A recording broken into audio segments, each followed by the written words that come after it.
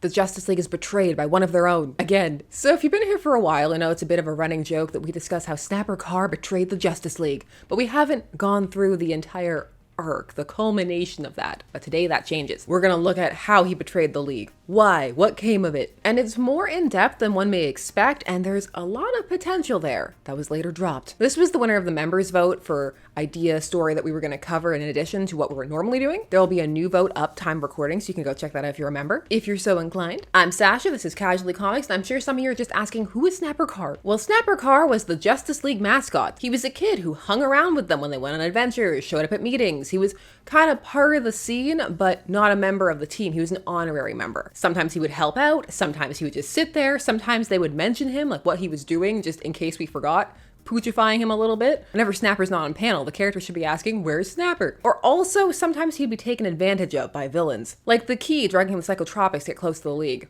He put it in the Justice League punch bowl. Put a pin in that because it matters. Now, Snapper is an old character. He debuted alongside the Justice League. He's there in their first appearance in Brave and the Bold 28 when they come together to fight Starro. And he was a pretty big and important part of the issue. He's not affected by Starro's hypnotic mind control, and so he is able to help the Flash determine just why that is. It's because there's nothing special about him. He's just covered in lime because he was gardening, and so his whole family gets hypnotized in Happy Harbor, but he doesn't. And so him and the Flash are able to discover that it's lime. It's the lime that stops the hypnosis. Now, because Snapper helped the Flash get this information, and then they're able to defeat Starro, he is made an honorary member of the Justice League. The thing is, Snapper is a bit of an annoying character because of how he's conceived. Not the whole young mascot thing, but the fact that he's purposely designed to be hip and relatable. That was part of the mandate in creating him, so that the youth, the kids, would have someone to identify with. So let's relate. Man, this grass mat is the coolest. Wait till Daddy-O casts his orbs on it. There's gonna be a lot of snapping in this video. He snaps. Ha! And then later he snaps. Man, I never saw anything like that before. It was far out. You hear these fingers snap and flash? That's my way of showing I like something.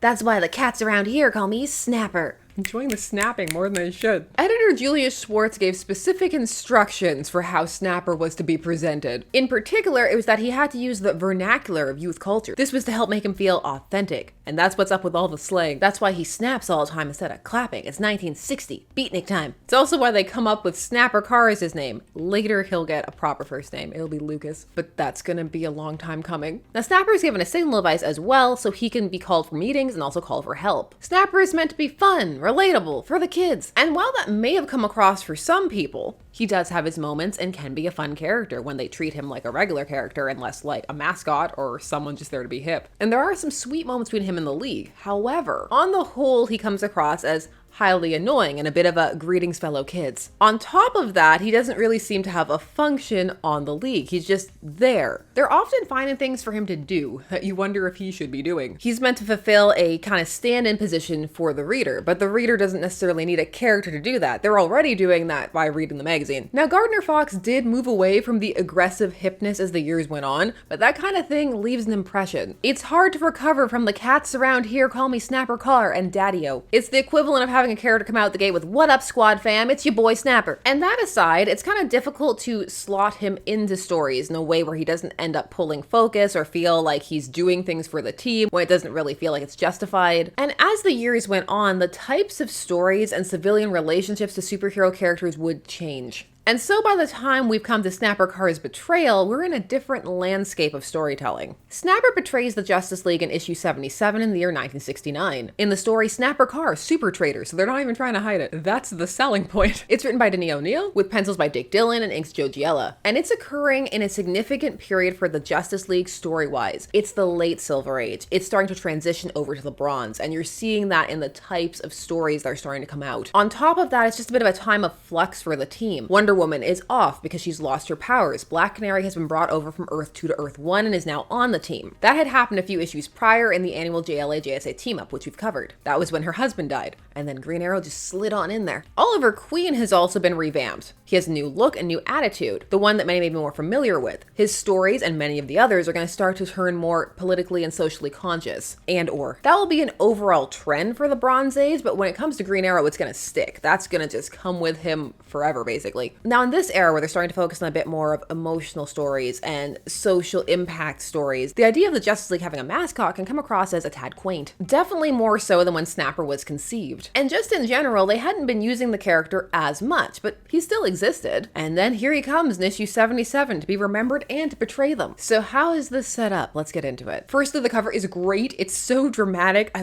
love the ripping off of the face. This is one of my favorite covers. But the reveal of the traitor is right away. You only gotta go about 2 pages. We open on Snapper, who is being attacked because of his association with the Justice League. Because this is a thing that's worth noting that they don't ever fully go into, but it's really important. Snapper doesn't have a secret identity, and everybody just knows who he is. You have the Justice League there with their secret identities hanging around with this kid, sometimes in public, who is not masked and is named. So this leaves Snapper open to be hurt and exploited in a variety of ways. Not all of them are explored, but it's right there. And if one takes a moment to think about it, one can kind of see how there are opportunities to have more angst-ridden stories with Snapper. And now here he is in this one being attacked just because he knows the League. Now he's saved by Mr. John Doe, but spelled more like bread dough, not like John Doe as in an anonymous person. They're gonna use it in the when you don't know a person's identity kind of way, because John Doe is Mr. Average. This here's John Doe, otherwise known as Mr. Average,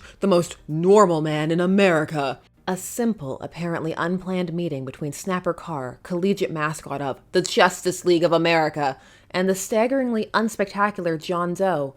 A meeting that will have dire consequences, for soon the loyal teenager will answer to the name Snapper Carr, super traitor. Will he answer to it? I hope someone calls him a super traitor at some point. Superman will be into that, because if it's not super, he's not doing it. At the League headquarters, Black Canary is testing out her new supersonic powers that she acquired off-panel. They say in an editor's note that she got them fighting Aquarius in the issue where her husband died. It's a good thing we have that editor's note, because it did not happen in the issue itself. Also, her sonic powers aren't focused outwards of her having to vocalize them yet. You'll see in this issue that she's actually able to shoot them out the side of her head and stuff. They're figuring it out. Also, Aldi is here, hitting on her, kinda sleazily. Easy gal, you're already plenty useful around here as a morale builder. Yeah, tell her that she's here with an implication that it's because she's pretty to look at. The ladies love that. There's a panel on one of these Snapper issues where Ollie is giving Hal advice as to how he needs to pretend that he's not jealous when Dinah does things with other men, because that's how you handle the liberated types of woman. It's just amusing to me because there's this perception of what Ollie is in this time period versus what he actually is. Now suddenly the alarm goes off, and it's one of their member alarms, but Oliver's here flirting with Black Canary. So he says that Batman and the Atom are already on their way. They can do it. And this entire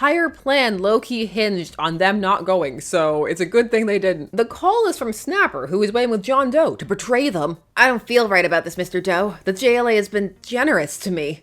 Duty can be painful, my boy. Remember, you're acting for the greater good, for the glory of the average. So they show up and they kind of chastise Snapper a bit for why did he use it. He's not normally so irresponsible, but then he douses them with the flowers that are full of a gas, a laughing gas. And Snapper is all in on helping John Doe. He takes down the Atom, he slaps him. You may not realize it, Atom, but you deserve this for being different. So Snapper is entirely radicalized at this point and seemingly also projecting slightly. All in all, John Doe's philosophy, such as it stands, can be boiled down thusly. People need to be average, not stand out. It's wrong when they do, and that's what causes society's problems. People get too big for their britches, thinking they're special. Now, how and why this worked on Snapper is kind of left to be inferred. They'll give a minor explanation at the end, but they won't have a big build-up as to how Snapper got to this point. Also, Doe seems like he's been around for a while. He's got thousands of followers. He's holding rallies. By this point in time, also, Snapper is speaking at them. He's kind of presented as his right-hand man. So the pacing of this story really feels like it should be stretched out, because this seems like the kind of thing that should have taken time. Now, having captured Batman, John Doe impersonates him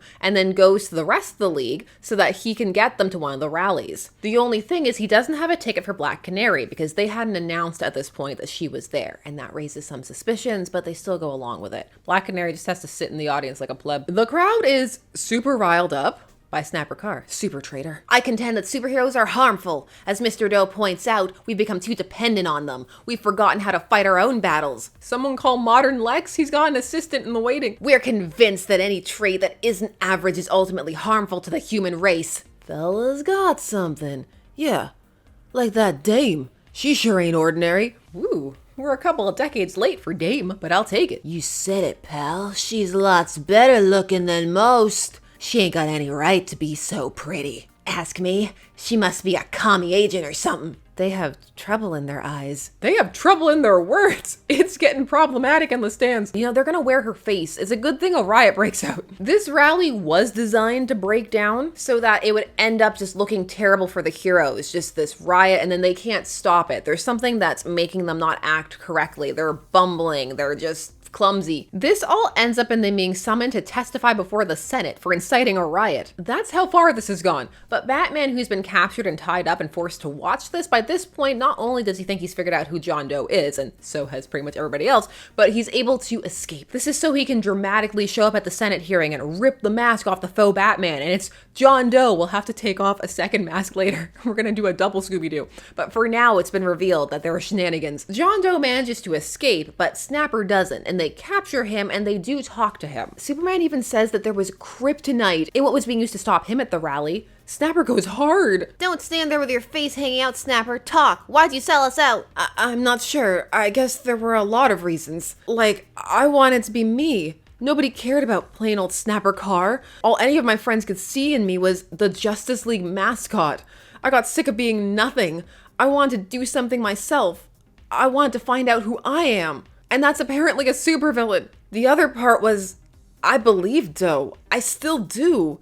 You guys are so blasted different from everyone who does the world's work. Oh, it's Oliver Queen here to put on the smackdown. Get ready. Listen to me, fella. Listen good. I'm gonna tell you what you should have seen for yourself. I'm only going to tell you once. Now, before Ollie begins his lecture, I would like to take a moment to remind all of you that Snapper Carr joined the League as an honorary member when he was a teenager. It's them who start bringing him around, inviting him to the parties, all these kind of things. It's not surprising that a teenager full of hero worship would hang out with the Justice League. And the League is never at any point going to acknowledge that they had potentially any role or power over him, or there were any kind of dynamics that could make him feel like he had to / wanted to hang out with them outside of his better interest. They won't even acknowledge that any of this could have messed him up, or that they could have endangered him, despite the fact that he has indeed been endangered. Is Snapper's rationale as presented in this issue the strongest? No, largely because it doesn't have as much time as it needs to fully coalesce, but there are some kernels there that do make sense. The idea of trying to find one's own identity, seeing themselves sublimated because of people who are perceived of as better than them, and then that kind of translating to him being drawn to John Doe's message. Also, that kind of longing to be average could be a part of him because he's been forced to stand out. And not only that, he stands out, but he doesn't have the same abilities as the Justice League. We're also skirting very close to the idea of, do heroes hurt more than they help? They're not quite there, but we're playing with it. There's a lot of potential here to extrapolate Snapper's position outwards with a more jaded point of view. But Ollie is not here to do that. He's just here to refute the John Doe portion. Doe's glorification of the average is sheer nonsense. The world's work gets done because of what's different in individuals. Each person has a talent, a skill, a thing he does better than his fellows. Take enough of those talents, put them together, and you build a civilization. Deny them and you cancel everything that makes us human. So this story is about Snapper, but it's also not about Snapper. It's about Snapper's betrayal, but it never fully goes into addressing Snapper's position on a deeper level. We're not quite there yet in terms of how stories will focus on the emotional impact. That will happen later in the Bronze Age. But because this is still presented with a lot of these Silver Age trappings, a lot of the time the story kind of gets made fun of because of things like John Doe, Mr. Average. When there's a lot going on under the surface, it's more interesting than it may appear. But again, a lot of that is potential. It's not actually what's played out inside the issue. Now, after this, they just leave Snapper. They don't revoke his membership. We don't even see his reaction to what Green Arrow said. It's just we move away from it. There's a couple panels left, and they're not for Snapper. It doesn't matter that his name's in the title. Also, do you notice that Green Arrow, in a way, kind of called him stupid for not being able to figure out the truth himself? Again, ignoring all of the kind of relationship and interplay that they have, as well as his youth. Not even acknowledging that if he could be so easily led by John Doe, does it not then follow that he could be so easily led by them? But no, we need to finish off with John Doe. So Snapper betrayed them really hard. He even gave away the location of their hideout. And John Doe is there. And John Doe was, wait for it, the Joker. Dun dun dun. So all of it was kind of an elaborate ruse to crush Batman through his friends and hero's reputation. before his eyes, then ending him. It's always about Batman. It's too early in the way the Joker is going to evolve for it to fully reach the level of irony for him being called John Doe, but it's fun to look at it that way in terms of John Doe having that name because he's supposed to be able to be anybody, Mr. Average. And also the fact that the Joker, as time goes on, it's a mystery a bit, and so he too could be anybody. So it's kind of a nice interplay there. Now this issue, it's okay. It speed runs what actually would be quite a nuanced and interesting plot, and one that we still see vestiges of play out in contemporary stories. People's distrust of superheroes, the fear that they're not making people or society better but worse, people's complicated relationships and jealousies over people's talents and abilities, the desire to pull others down. Now what this story does in terms of Snapper is it removes him. He is no longer the Mascot. He did betray them. And the thing is, Snapper's been with the League since the start. This should be a big deal, and in all fairness, they do kind of treat it like one, but more for him than for the League, which then again plays into the idea that, you know, maybe Snapper's right in some of his bitter feelings, given the fact that you'll see in later stories how the League responds to this. Now, of course, Snapper had been there for a while, and I imagine like a Jar Jar Binks or something, there may be people who liked the character and felt that this was a bit rough. So I wanted to see what people felt about the character in the letters column. Let's see what they had to say. So as always, these letters are a little long, so I'm going to read the parts that pertain to Snapper. We have a cool one here from future comic writer and editor Mark Grunwald. And now the foreground has been laid for the elimination of the superfluous and unimportant character Snapper Carr. What a ridiculous name.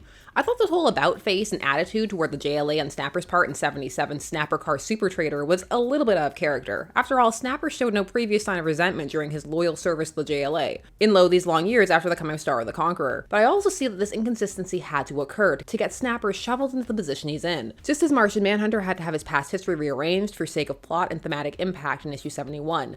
Please get rid of Snapper for good. We have one here from Alan Bernard, who also did comic writing as well as television writing. It stands to reason that after some 8 years with the League, Snapper would develop a sort of inferiority complex. That, coupled with the resentment of his fellow classmates, would leave him an excellent pawn for John Doe in his normalcy campaign. What was perhaps the biggest joke of all was that in the end, Mr. Average turned out to be as far from average as the Justice League. His wish for conformity, while he was the epitome of nonconformity, struck me as a perfect bit of irony. One developed to the fullest by Denny O'Neil. Of course, the fact that we finally had a villain who is an enemy of an individual member didn't hurt either. The Joker was the perfect choice for villain for this story. But there's more Snapper to come. They don't just drop this. You see Snapper in the 100th issue of the Justice League, and in that, he says, "Imagine, after the way I betrayed them, the JLA still invited me to their 100th anniversary. I'd give my right arm to go, but I can't. After what I did to them, I just couldn't face them again." Now, Snapper's betrayal was pretty intense. He gave away their hideout location. He utilized their very specific weaknesses against them, i.e. kryptonite, and yet they just not only dropped him, but then confusingly they send him this invite. So his standing with them, it's understandable why he's confused. Also, they didn't check in on him, they just left him out there, so they really didn't think he was a big deal or a threat, despite what he did, and that also would have some pretty big ramifications on one's self-esteem and self-worth. Snapper isn't really used again until issue 114, where his family and him are held hostage by Anachronus, who targeted Snapper because of his known association with the League, and at this one, he's not even hanging out with them anymore, but it doesn't matter, it's still impacting his life. Child, I know everything about you, everything about those accursed superheroes who are your friends. I've been planning this for a long time. Then I hate to disappoint you, but your information stinks. If you know everything, you'd know the JLA and I haven't even spoken since I betrayed them to the Joker. You're wasting your time, fella, so why don't you just buzz off? Don't lie to me, child. I know better than that. So again, we're seeing how this disrupts Snapper's life, and people are still using him to get to the League. Something that the League has not taken into account. Now, Anachronos is actually mentally unwell. He thinks he's a time traveler, but he's not. And so Snapper is able to keep him talking, and he's able to call in to a telethon the Justice League is having. Green Lantern, hi, this is Snapper Carr. Hey Snapper, how goes it? Calling up to pledge a few dollars for a worthy cause? Just household, oh hey, calling to donate? It illustrates how huge of a part and an impact the Justice League have had on Snapper and his life in comparison to what he has had on them, which is apparently very little. And that just made me feel for Snapper so much. GL, please listen carefully. I have a little problem here. There's a dude holding my family hostage in exchange for the 10 million bucks you've collected. Believe me, I can't minimize the danger we're in.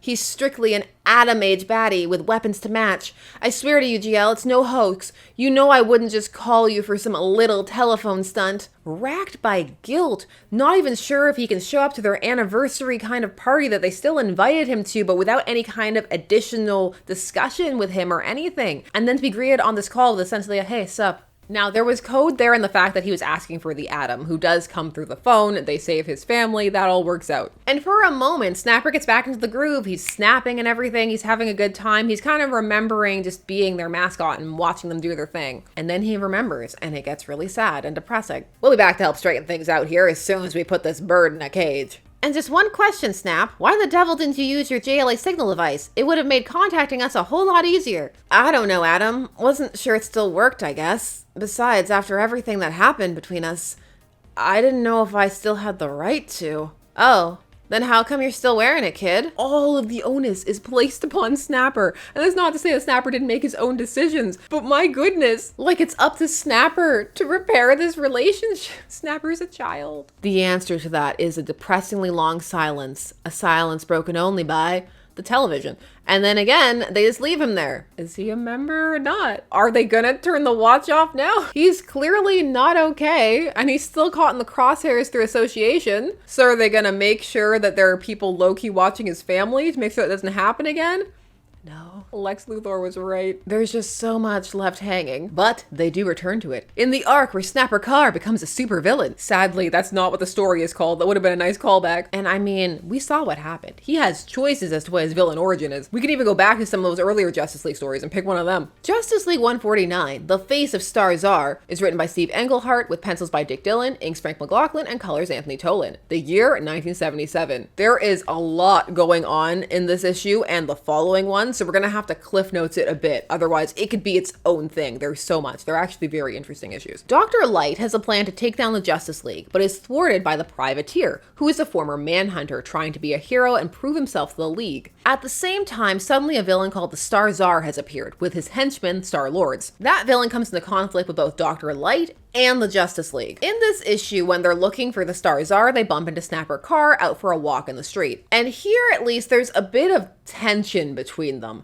There's some suspicion when they see him, and he's not exactly thrilled to see them. He feels like they're harassing him, or he presents himself like that's how he feels. We then also get a whole recap as to who Snapper is, because it had been a while, and this includes the betrayal. And once more, Green Lantern is here to just be like, hey, it's Snapper, sup? So how's it been going, Snap? Oh, a little of this, a little of that, you know. Really, it's been great, group, but I've got to run now. I've got business. If things are great, why aren't his fingers snapping? Maybe he knows it's not 1960 anymore, Barry. We clap now. He's Clapper Carr. Snapper, what do you know about the Star? Hey, what's bugging you guys? Who's this Sar cat? And why am I supposed to have his number? Like I said, I was just taking a walk. I didn't come looking for you, so why are you looking for me? I like that Superman flies into this super tense moment. It's just like, hi, Snap.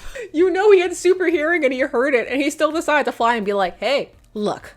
We had what we had, and we did what we did, and it's over for a long time. It's over. So, ciao, guys. Snapper just broke up with them in the back alley. Also, he's the Star. At the end of the issue, after Dr. Light traps the team in this really cool trap that segments them along beams of colored light, and it's going to send them to different dimensions, all the different layers of them, Hal is able to use his will, all of it, to recombine himself and save them. It's a pretty cool sequence. In one of those moments where he thinks very in-depthly about will and how to use it. You know what I'm thinking. I don't even need to say it. But as they're freeing themselves, Star bursts in but is knocked out by debris. And Batman claims his mask was torn away, but it's drawn like he lifted it up. So in issue 150, we got our explanation and a confrontation between the League and Snapper. I've got nothing to say. Not even an explanation. Surely you owe us that much. He owes you? What do you owe him? Listen, youngster.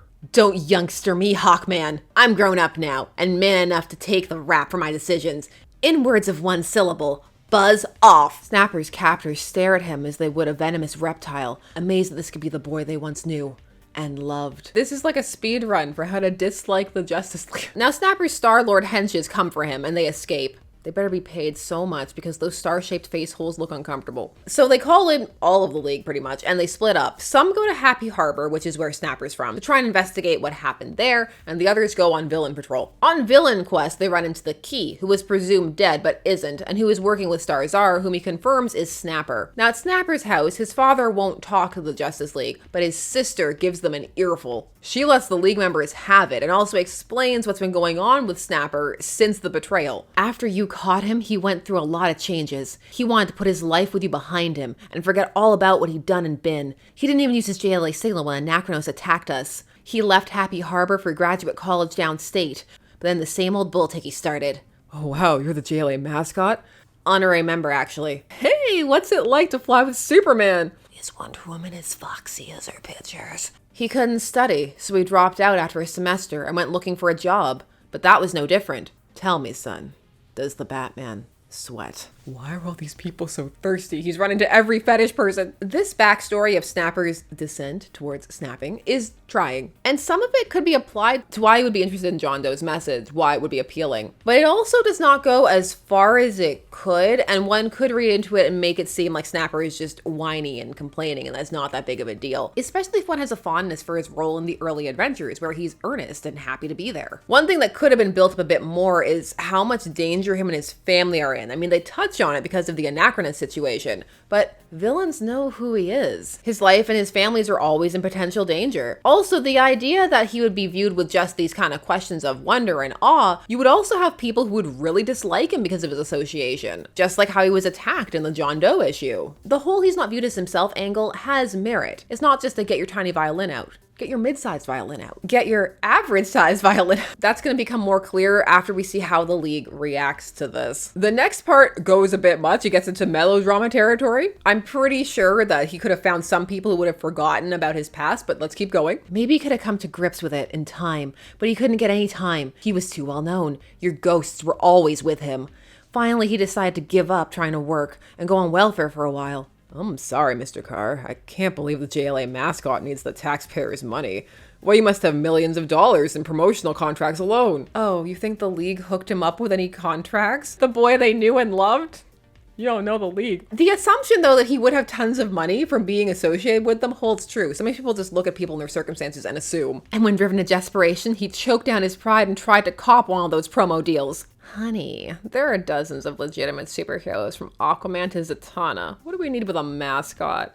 Get yourself a flashy costume and a name. Then we'll talk. So he moved to New York, and pretty soon letters stopped. He just dropped out of sight. Mom tried to phone him, but the number was disconnected.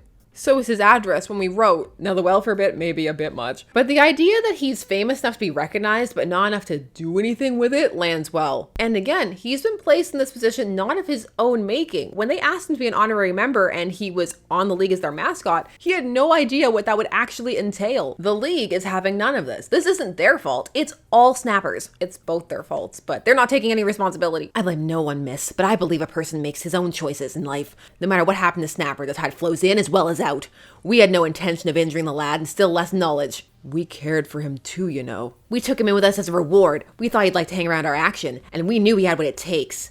We thought we were all friends. We knew he had what it takes. Spoken like people who take on child sidekicks. But the thing with Snapper is, he wasn't even that. There's a dark energy here in how defensive they are. In that kind of, how dare Snapper not be grateful for what we did for him? He should be grateful. We were rewarding him. We were his friends. Saying that they were his friends and putting them on this equal level, despite him being a civilian and a child. Snapper's descent is mad dramatic. And everything they say about people making their own choices and that there's good and bad that happens to people regardless of their status, that holds true. It's the fact that they never acknowledge or interrogate their role in what happens to Snapper. His descent, his self-esteem.